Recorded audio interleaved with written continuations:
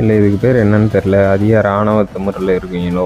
இந்த மாதிரி எதிர்க்கட்சி ஆட்கள்லாம் செய்யும்போது ரொம்ப டென்ஷன் ஆகும். அதிகாரம்ல இருக்கின்ற ஆணவத்துல ஆடுறாங்க அப்படின்ற மாதிரி யோசிச்சோம். அதே தப்பு நம்ம மேலேயும் வராதா நாளைக்கு? நீங்க இந்த மாதிரி பண்றதுனால உங்க பேருக்கு அடியாகிறது இல்லாம டிவிக்கு பேரும் அடியாகும். தமிழக முதலமைச்சர் விஜய் அவர்கள் முகத்துக்காக மட்டும்தான் இங்க மக்கள் ஓட் போட்டாங்க. அந்த இடத்துல நீங்கன்னு இல்லை, யாருன்னு பாட்டிருந்தாலும் மக்கள் அவங்களுக்கு தான் ஓட் பண்ணியிருப்பாங்க.